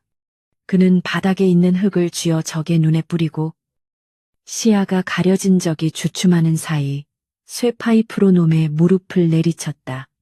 뼈가 부러지는 소리와 함께 적이 쓰러지자 서진은 권총 손잡이로 놈의 관자놀이를 내리찍었다. 모든 것이 순식간에 끝났다. 골목에는 빗소리와 서진의 거친 숨소리만이 남았다. 서진은 피가 묻은 손을 떨며 자신이 저지른 짓을 내려다보았다. 구역질이 올라왔지만 그는 그것을 억눌렀다. 지금은 감상에 젖을 시간이 아니었다. 그는 비틀거리며 하은에게 다가갔다. 하은 씨, 정신 차려요. 서진이 하은을 끌어안으며 소리쳤다. 하은은 창백해진 얼굴로 옅은 미소를 지었다. 제법 이네요. 대표님. 그녀의 목소리는 끊어질 듯 위태로웠다. 서진은 급히 자신의 넥타이를 풀어 하은의 어깨 상처를 지혈했다. 피가 멈추지 않았다. 죽지 마요. 제발. 서진의 눈에서 눈물이 빗물과 섞여 흘러내렸다. 그는 하은을 업기 위해 등을 내밀었다. 업혀요. 여기서 나가야 합니다. 하은은 거부할 힘조차 없이 그의 등에 몸을 맡겼다. 묵직한 무게감이 전해져 왔지만 서진은 이를 악물고 일어섰다. 서진은 더 이상 도망치는 사냥감이 아니었다. 소중한 사람을 지키기 위해, 그리고 자신의 것을 되찾기 위해 기꺼이 손에 피를 묻힐 준비가 된 포식자였다. 그는 하은을 업은 채 비틀거리는 걸음으로 시장의 반대편 출구를 향해 걸어갔다. 그의 눈은 복수심으로 타오르고 있었다. 그들은 시장을 벗어나 인근의 허름한 모텔 골목으로 숨어들었다. 놈들의 추적을 피하려면 정식 병원은 불가능했다. 서진은 과거 그룹이 후원했던 무허가 진료소가 이 근처에 있다는 것을 기억해냈다. 외국인 노동자들을 위해 비밀리에 운영되는 곳이었다. 조금만 참아요. 거의 다 왔습니다. 서진이 헐떡이며 말했다. 하은의 체온이 점점 떨어지고 있었다. 그녀의 숨소리가 불규칙해질 때마다 서진의 심장은 타들어가는 듯했다. 그는 낡은 건물의 지하 계단을 내려가 녹슨 철문을 발로 찼다. 누구요 안에서 놀란 의사가 튀어나왔다. 서진은 하은을 수술대 위에 눕히며 의사의 멱살을 잡았다. 그의 눈빛은 광기에 가까웠다. 살려내. 돈은 얼마든지 줄 테니까. 이 사람 반드시 살려내. 그는 주머니에서 수표 뭉치를 꺼내 의사의 얼굴에 던지다시피 했다. 의사는 서진의 기세에 눌려 급히 수술 준비를 시작했다. 마취도 없이 급하게 진행되는 수술이었다. 하은이 고통에 신음할 때마다 서진은 그녀의 손을 꼭 잡아주었다. 미안해요. 나 때문에. 하지만 반드시 갚을 겁니다. 놈들에게 1000배, 10,000배로 갚아줄 겁니다. 수술이 진행되는 동안 서진은 구석에 앉아 노트북을 켰다. 화면에 비친 자신의 얼굴은 낯설었다. 피와 진흙으로 얼룩진 얼굴. 그리고 살기를 띤 눈빛. 그것은 더 이상 온실 속의 화초 같은 재벌 3세의 얼굴이 아니었다. 그는 휴대전화를 꺼내 어디론가 전화를 걸었다. 신호가 몇 번 가기도 전에 상대방이 받았다. 김 변호사. 접니다. 지금부터 내 지시만 따르세요. 이 사회를 소집하세요. 안건은 최민호 부회장의 해임 아닙니다. 수화기 너머로 당황한 목소리가 들려왔지만 서진은 차갑게 말을 이었다. 증거요. 내일 아침. 전 국민이 보게 될 겁니다. 그리고 보안팀을 재편성하세요. 내가 직접 지휘합니다. 전화를 끊은 서진은 노트북 화면에 뜬 복호와 진행률을 바라보았다. 5주스바. 이제 곧 끝이 보였다. 하지만 그의 전쟁은 이제 막 시작된 것이나 다름없었다. 서진은 수술대 위에 누워있는 하은을 바라보았다. 창백한 얼굴로 잠든 그녀는 마치 부서진 인형 같았다. 서진은 맹세했다. 그녀가 흘린 피 한 방울마다 놈들의 뼈를 하나씩 부러뜨려 주겠다고. 비바람이 몰아치는 밤. 도시의 가장 어두운 곳에서 새로운 괴물이 탄생하고 있었다. 소독약 냄새와 희미한 전등 불빛이 강하은의 의식을 깨웠다. 눈을 뜨자 낡고 얼룩진 천장이 보였고 왼쪽 어깨에서는 묵직한 통증이 느껴졌다. 그녀는 반사적으로 몸을 일으키려 했지만 낯익은 목소리가 그녀를 제지했다. 움직이지 마요. 상처가 터집니다. 한서진이었다. 그는 수술대 옆에 낡은 의자에 앉아 노트북 화면을 응시하고 있었다. 얼마나 잤죠? 하은이 갈라진 목소리로 물었다. 6시간 정도. 의사가 당신 체력이 괴물 같다고 하더군요. 보통 사람이라면 쇼크사했을 출혈량이었습니다. 서진은 노트북에서 시선을 떼지 않은 채 담담하게 말했다. 하지만 그의 눈 밑에 드리운 짙은 다크서클은 그가 한숨도 자지 못했음을 말해주고 있었다. 하은은 붕대가 감긴 어깨를 만져보았다. 통증은 여전했지만 적어도 피는 멈춰 있었다. 그녀는 힘겹게 상체를 일으켜 침대 헤드에 기대앉았다. 상황은요, 놈들이 여기까지 추적했나요? 서진은 고개를 저으며 화면을 그녀 쪽으로 돌려주었다. 화면에는 복잡한 도표와 숫자, 그리고 최민호의 사진이 떠 있었다. 놈들은 우리가 죽었거나 적어도 쥐 죽은 듯 숨어 있을 거라고 생각할 겁니다. 하지만 우리는 그 예상을 뒤집을 겁니다. 서진의 목소리에는 이전과는 다른 냉기가 흘렀다. 데이터 복호화가 끝났습니다. 형이 꾸미던 짓은 단순한 비자금 조성이 아니었어요. 프로젝트 미라지, 회사의 핵심 자산을 페이퍼 컴퍼니로 빼돌리고 빈 껍데기만 남은 그룹을 외국 투기 자본에 매각하려는 계획이었습니다. 하은은 화면 속의 천문학적인 액수를 보며 헛웃음을 지었다. 국가 경제를 통째로 팔아먹을 셈이었군요. 서진은 주먹을 꽉 쥐었다. 오늘 밤 8시 미래타워 그랜드홀에서 신기술 발표회가 있습니다. 거기서 형은 그룹의 비전을 선포하고 매각 협상에 도장을 찍을 예정입니다. 그 서명이 이루어지는 순간 되돌릴 방법은 없습니다. 오늘 밤이라 시간이 없네요. 하은이 침대에서 내려오며 비틀거렸다.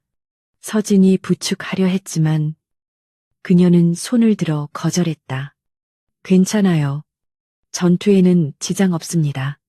하지만 맨손으로는 무리예요. 장비가 필요해요.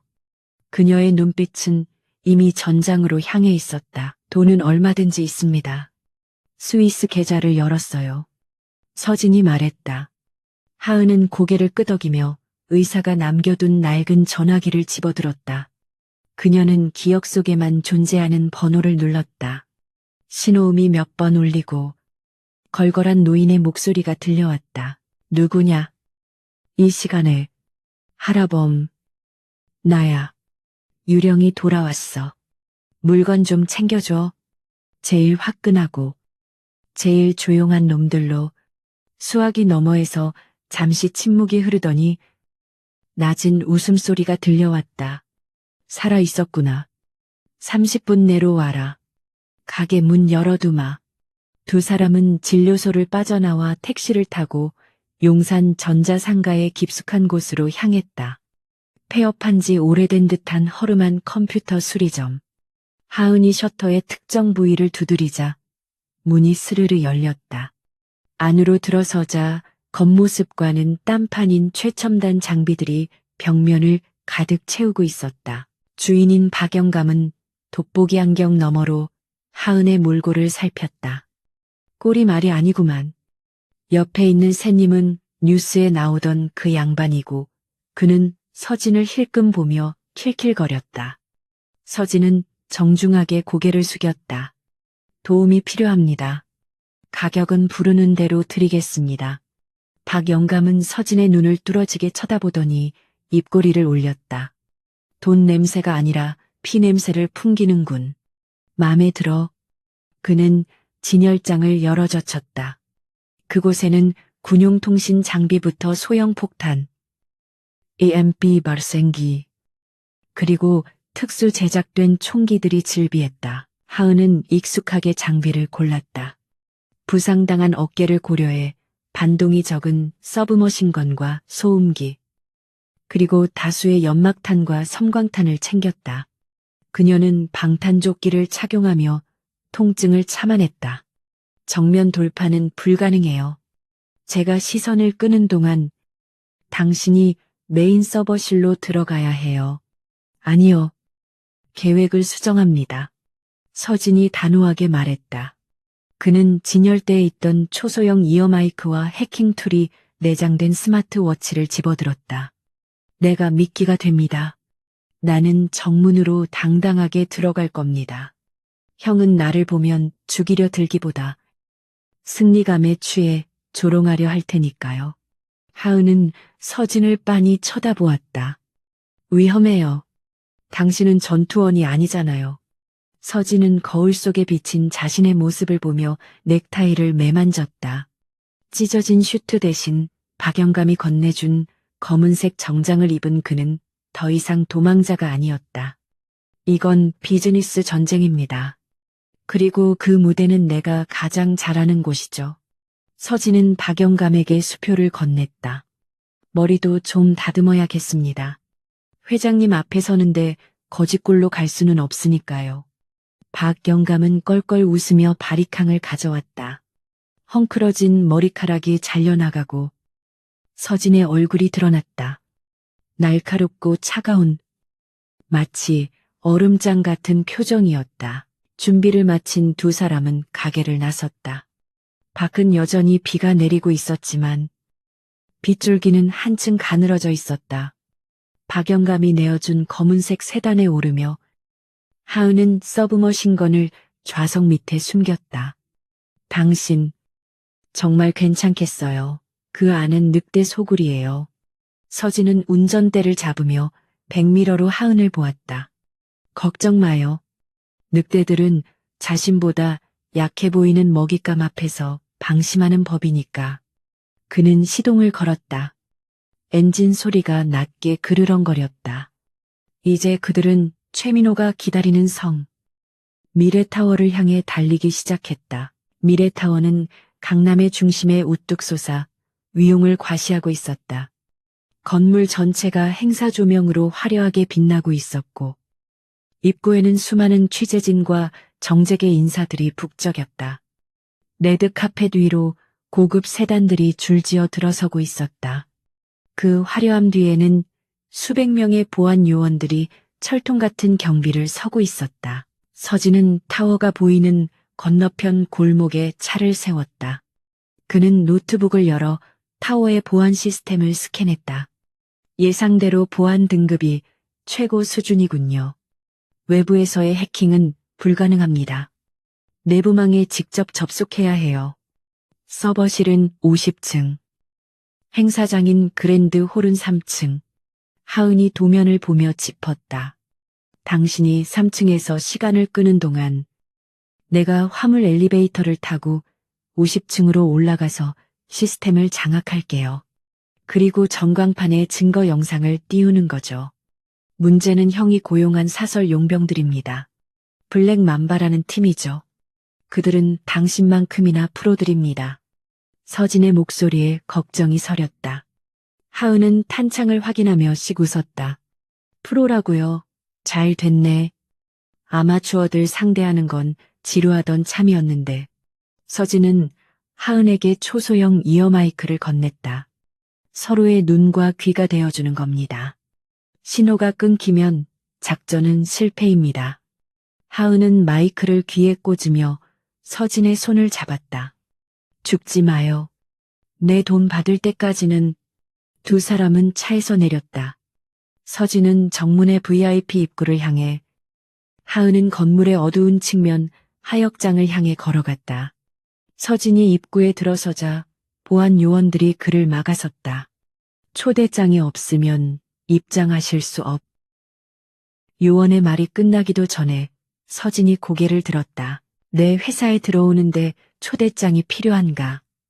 서진의 서늘한 눈빛과 압도적인 분위기에 요원들은 주춤했다. 죽은 줄 알았던, 혹은 도망자인 줄 알았던 한서진 대표가 제 발로 걸어 들어온 것이다. 소란이 일자 주변의 카메라 플래시가 터지기 시작했다. 한서진 대표다. 도주 중이라던 한 대표가 나타났다. 기자들이 벌떼처럼 몰려들었다. 이것이 서진의 노림수였다. 언론이 지켜보는 앞에서는 최민호도 그를 함부로 제거할 수 없었다.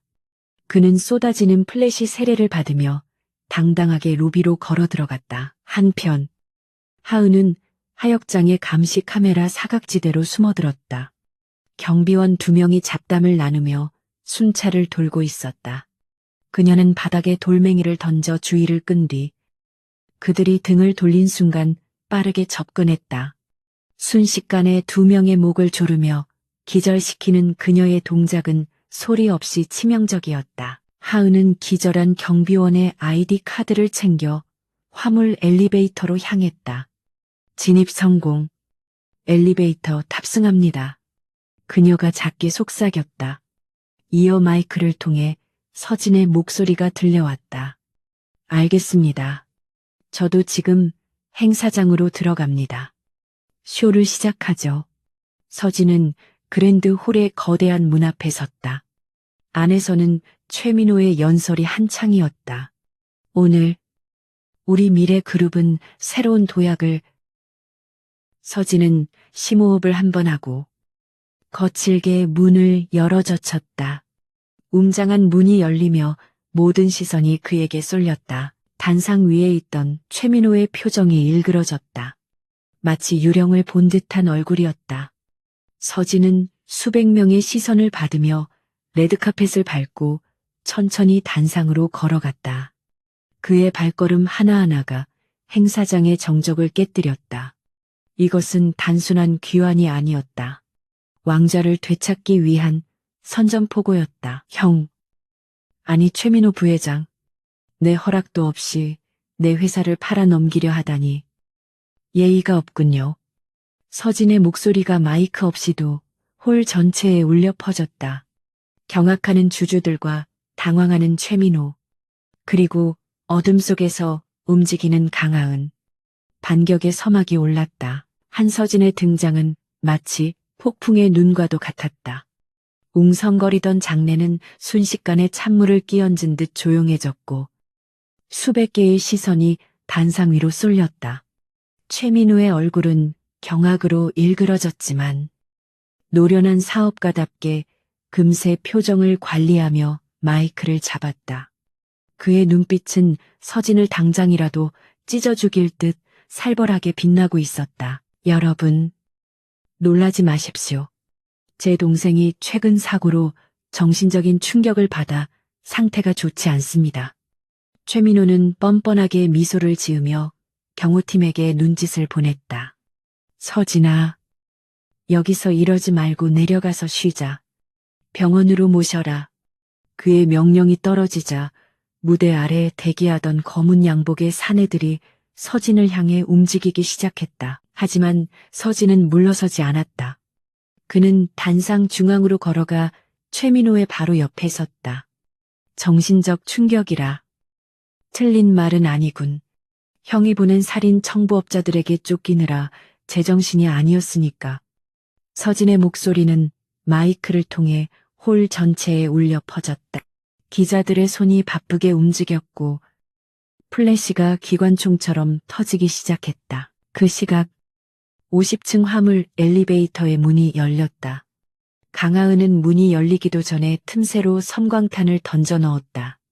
펑 하는 폭음과 함께 강렬한 빛이 복도를 채웠다. 눈을 가리며 비틀거리는 경비원들 사이로 하은이 그림자처럼 파고들었다. 그녀의 손에 들린 서브머신건이 불을 뿜었다. 소음기가 장착된 총성은 둔탁하고 짧았다. 하은은 정확하게 적들의 어깨와 다리를 노려 무력화시켰다. 살인이 목적이 아니었다. 최대한 빨리 서버실로 진입하는 것이 목표였다. 그녀는 쓰러지는 경비원을 밟고 도약하여 천장에 설치된 감시 카메라를 박살냈다. 복도는 순식간에 아비규환으로 변했다. 50층 진입. 현재 교전 중. 하은이 거친 숨을 몰아쉬며 마이크에 보고했다. 그녀는 서버실의 육중한 강철문 앞에 섰다. 일반적인 키카드로는 열리지 않는 보안 등급이었다. 그녀는 배낭에서 손바닥만한 폭약인 시사를 꺼내 문고리에 부착했다. 조금 시끄러울 거예요. 다시 3층 그랜드 홀. 최민호의 표정이 점점 험악해지고 있었다. 서진이 시간을 끌수록 상황은 자신에게 불리하게 돌아가고 있었다. 그는 더 이상 언론의 눈치를 볼 여유가 없었다.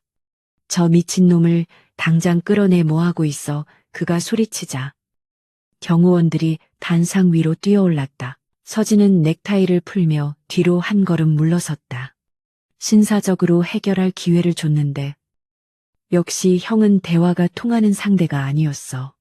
서진은 달려드는 경호원의 주먹을 고개 숙여 피한 뒤 하은에게 배운 대로 명치를 가격했다. 완벽한 자세는 아니었지만 상대의 허를 찌르기엔 충분했다. 단상 위에서 난투극이 벌어지자 장내는 비명과 함께 혼란에 빠졌다. 주주들은 공포에 질려 출구로 몰려갔고 기자들은 이 특종을 놓치지 않으려 더욱 가까이 접근했다. 서진은 바닥을 구르며 경호원의 발길질을 피했다. 찢어진 양복 사이로 땀과 피가 흘러내렸지만 그의 눈은 여전히 최민호를 노려보고 있었다. 50층에서는 폭발음과 함께 서버실 문이 날아갔다. 하은은 연기를 뚫고 안으로 진입했다. 수많은 서버렉들이 푸른 불빛을 깜빡이며 웅웅거리고 있었다. 그녀는 중앙 터미널로 달려가 서진이 준 해킹 툴이 담긴 USB를 꽂았다. 화면에 데이터 업로드 시작이라는 메시지가 떴다. 그때였다. 서버렉 뒤에서 거대한 그림자가 나타났다. 최민호가 고용한 용병 대장. 콜사 블랙 맘바였다. 2미터가 넘는 거구의 그는 하은을 보자마자 쇠파이프를 휘둘렀다. 하은은 간신히 몸을 비틀어 피했지만 파이프가 서버렉을 강타하며 불꽃이 튀었다. 쥐새끼가 여기까지 기어 들어왔군. 남자의 목소리는 동굴처럼 울렸다. 하은은 총을 겨눴지만 남자는 순식간에 거리를 좁혀 총신을 잡고 비틀어버렸다. 엄청난 완력이었다. 하은은 총을 버리고 단검을 뽑아들었다. 정면 승부로는 승산이 없었다. 속도와 기술로 승부해야 했다. 남자가 주먹을 휘두를 때마다 묵직한 바람 소리가 났다. 하은은 서버렉 사이를 오가며 요리조리 피했다. 그녀의 단검이 남자의 팔과 허벅지를 그었지만 그는 고통조차 느끼지 못하는 듯 계속해서 덤벼들었다. 하은의 부상당한 어깨가 비명을 질렀다. 체력은 한계에 다다르고 있었다. 다시 3층. 서진은 경호원 2명에게 제압당해 바닥에 무릎을 꿇려 있었다. 입가가 터져 피가 흘러내렸지만 그는 고개를 숙이지 않았다. 최민호가 다가와 서진의 머리채를 잡고 들어 올렸다. 가소로운 놈. 네가 감히 나를 이길 수 있을 것 같아. 이 회사는 내 거야. 최민호는 품에서 권총을 꺼내 서진의 이마에 겨누었다. 기자들이 비명을 지르며 물러났다. 이건 정당방위야. 테러리스트가 무기를 소지하고 난입해서 사살했다고 하면 그만이지. 최민호의 눈은 광기로 번들거렸다. 그는 정말로 방아쇠를 당길 기세였다. 쏘고 싶으면 쏴. 하지만 그 총소리가 형의 장송곡이 될 거야. 서진은 피 묻은 입으로 웃으며 말했다. 그의 시선은 최민호 뒤편에 있는 대형 전광판을 향해 있었다. 이어마이크를 통해 하은의 다급한 목소리가 들려왔다. 업로드 99% 50층 서버실. 하은은 구석에 몰려 있었다. 남자의 발차기에 맞아 벽에 부딪힌 충격으로 숨이 쉬어지지 않았다. 남자가 마지막 일격을 가하기 위해 다가왔다. 하은의 눈에 터져버린 소화기가 들어왔다. 그녀는 마지막 힘을 짜내어 소화기를 집어들고 분사 버튼을 눌렀다. 하얀 분말이 남자의 얼굴을 덮쳤다.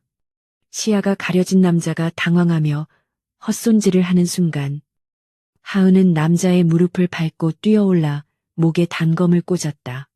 거구의 남자가 굉음을 내며 바닥으로 쓰러졌다. 하은은 비틀거리며 터미널로 기어가 엔터키를 눌렀다. 업로드 완료. 그 순간 그랜드 홀의 모든 조명이 꺼졌다. 칠흑 같은 어둠 속에서 오직 대형 전광판만이 환하게 켜졌다. 사람들의 시선이 화면으로 쏠렸다. 화면에는 최민호가 누군가와 통화하는 영상이 재생되었다. 고화질로 복원된 영상 속에서 최민호의 목소리가 선명하게 들려왔다. 그래. 한서진이 입국하는 즉시 처리해. 사고사로 위장하라고. 그리고 비자금 장부는 반드시 회수해. 그게 있으면 회사를 매각할 때 걸림돌이 되니까. 이어서 불법 자금 세탁 내역과 페이퍼 컴퍼니를 통한 자산 유출 증거들이 쉴 새 없이 화면을 채웠다. 장내는 충격으로 얼어붙었다가 곧바로 아수라장이 되었다. 저게 사실입니까, 부회장님? 해명해 주십시오. 기자들이 바리케이트를 넘어 단상으로 돌진했다. 주주들은 야유를 퍼부으며 물건을 집어던졌다. 최민호는 멍하니 전광판을 바라보다가 떨리는 손으로 권총을 다시 서진에게 겨누었다. 이 개자식. 죽여버릴 거야. 최민호가 악을 쓰며 방아쇠를 당기려 했다. 하지만 그보다 서진이 빨랐다. 서진은 묶여있던 힘을 폭발시켜 최민호의 손목을 쳐냈다. 총이 허공으로 날아갔다.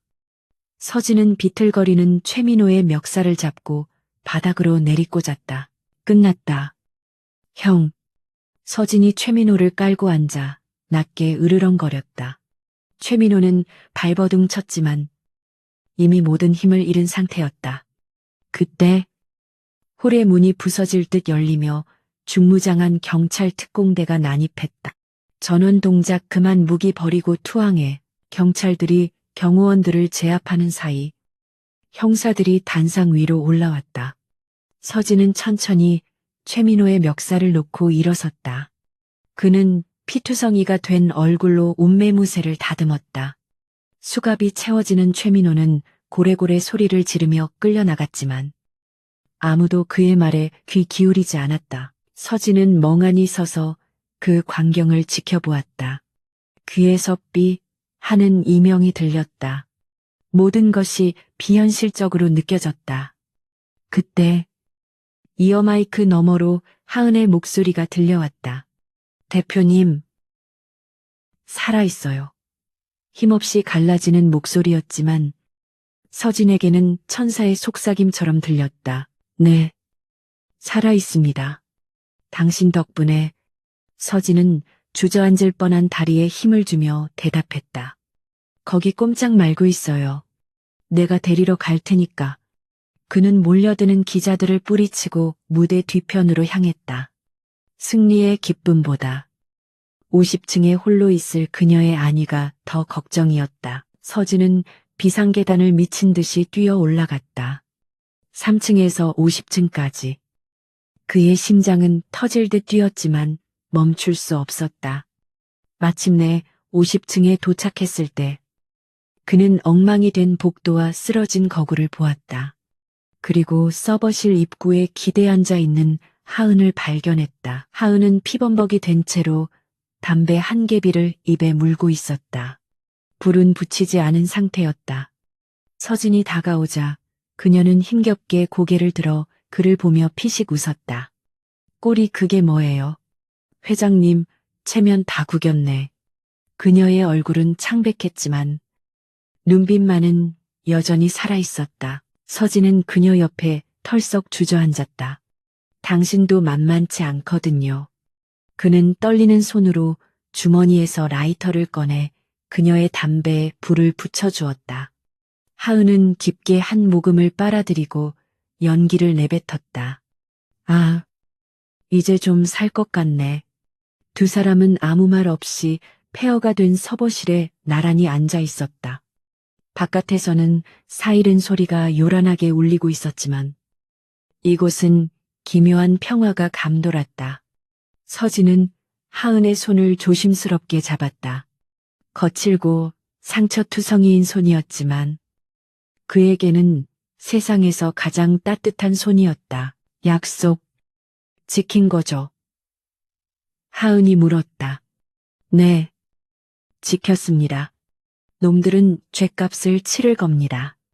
그리고 당신의 신원도 명예도 전부 되찾아 놓겠습니다.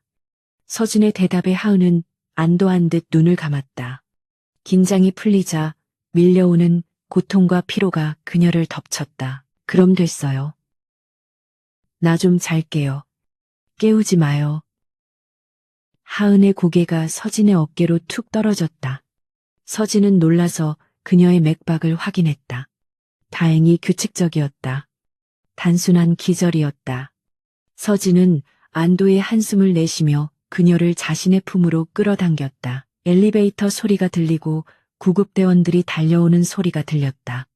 서진은 그들을 향해 손짓했다. 오늘 밤 그들은 도시를 지배하던 거대한 악을 무너뜨렸다. 그리고 그 잔해 속에서 서로를 믿고 의지할 수 있는 유일한 존재를 얻었다. 밤하늘을 가르던 비구름이 물러가고 있었다. 깨진 창문 틈으로 차가운 밤바람과 함께 도시의 불빛이 쏟아져 들어왔다. 서진은 품에 안긴 하은을 보며 다짐했다. 다시는 그녀를, 그리고 자신의 사람들을 위험에 빠뜨리지 않겠다고. 진짜 리더가 되어 이 도시를 자신의 방식대로 지켜나가겠다고. 서울대학교 병원 VVIP 병동의 아침은 눈부시게 밝았다. 창문을 통해 쏟아지는 햇살이 하얀 시트를 따뜻하게 데우고 있었고, 은은한 클래식 음악이 공기청정기의 바람소리와 섞여 흐르고 있었다.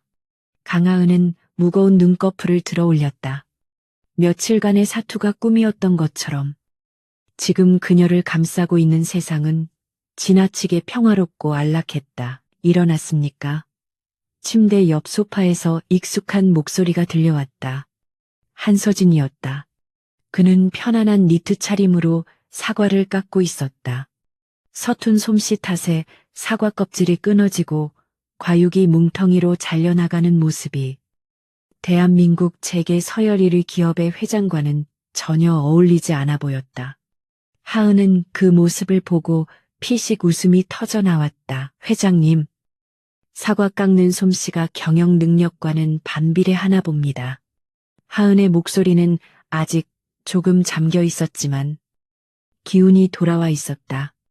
서진은 멋쩍은 듯 칼을 내려놓고 삐뚤빼뚤하게 깎인 사과 접시를 내밀었다. 세상에 완벽한 사람은 없으니까요. 의사가 말하길 당신의 회복력은 인간의 범주를 넘어섰다고 하더군요. 보통 사람이라면 한 달은 누워 있어야 할 상처가 일주일 만에 아물어가고 있다면서. 하은은 상체를 일으켜 침대 헤드에 기댔다. 어깨의 통증은 여전했지만 참을 만한 수준이었다. 그녀는 창밖으로 보이는 서울의 풍경을 바라보았다. 일주일이나 잤군요. 밖은 어떻게 됐습니까? 최민호는요. 서진의 표정이 진지해졌다. 그는 리모컨을 들어 벽면에 대형 TV를 켰다. 뉴스 채널에서는 최민호의 구속 수사 소식이 대대적으로 보도되고 있었다. 횡령, 배임, 살인교사, 그리고 불법 감청 등 혐의만 수십 가지에 달했다. 화면 속의 최민호는 수의를 입고 포승줄에 묶인 채 고개를 숙이고 있었다. 한때 오만함으로 가득 찼던 그의 얼굴은 초라하게 늙어버린 노인의 그것과 다를 바 없었다. 법무팀과 검찰이 합동으로 탈탈 털었습니다. 형은 아마 살아서 감옥 밖을 나오지 못할 겁니다. 그리고 형을 도왔던 이사들과 정계 인사들도 줄줄이 소환되고 있고요. 서진은 담담하게 설명했다. 미래그룹은 비상경영 체제에 들어갔지만 주가는 오히려 올랐습니다. 불확실성이 제거되었다고 판단한 거죠. 제가 정식으로 회장직에 취임했습니다. 축하해요. 이제 진짜 왕좌에 앉았네요. 하은이 사과 한 조각을 집어먹으며 말했다. 당신 덕분입니다. 당신이 없었다면 나는 그날 인천대교 위에서 죽었거나 억울한 누명을 쓰고 도망자 신세로 살았겠죠. 서진의 눈빛은 깊고 진지했다. 그는 품에서 서류 봉투 하나를 꺼내 하은에게 건넸다. 이게 뭐죠? 하은이 봉투를 열어 내용물을 확인했다. 그것은 그녀의 신원 회복을 증명하는 공문서와 통장 하나였다. 통장에 찍힌 잔고는 0의 개수를 세기 힘들 정도였다. 약속했던 보상금입니다. 그리고 당신에 대한 모든 수배령과 불명예스러운 기록은 깨끗이 삭제됐습니다. 오히려 테러를 막은 용감한 시민으로 표창장이 수여될 겁니다. 하은은 통장을 덮고 다시 서진에게 밀어주었다. 신원 복구는 고맙게 받겠지만 돈은 됐어요. 내가 한 일은 돈을 바라고 한 게 아니니까. 서진은 예상했다는 듯 미소를 지었지만 통장을 다시 거두지는 않았다. 압니다. 하지만 이건 내 목숨값이 아니라 당신이 흘린 피에 대한 최소한의 치료비라고 생각해 주세요. 정받기 싫으면 기부를 하든 불태우든 마음대로 하십시오. 이미 당신 계좌로 이체된 돈이니까. 하은은 어깨를 으쓱하며 통장을 서랍 속에 넣었다. 알겠어요. 좋은 곳에 쓰도록 하죠. 잠시 침묵이 흘렀다. 병실 안의 공기는 따뜻했지만 두 사람 사이에는 이별을 예감하는 묘한 기류가 흐르고 있었다. 그들은 너무나 다른 세계에 사는 사람들이었다.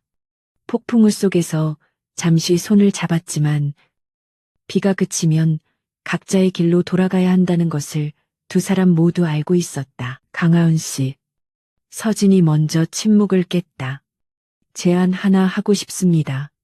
그는 자리에서 일어나 창가로 다가갔다. 미래의 그룹의 보안 부서를 완전히 개편할 생각입니다. 기존의 용역 업체들을 모두 내보내고 직속 보안실을 만들 겁니다. 당신이 그 보안실장이 되어주었으면 합니다. 그것은 파격적인 제안이었다. 대한민국 최고의 기업 임원급 대우, 그리고 막강한 권한, 군인으로서 평생을 바쳐도 얻을 수 없는 부와 명예가 보장된 자리였다. 전역하세요. 더 이상 춥고 위험한 전장에서 목숨 걸지 말고 내 곁에서 안전하게 당신의 능력을 펼쳐주세요. 당신 같은 인재가 소모품처럼 쓰이는 걸 더는 보고 싶지 않습니다.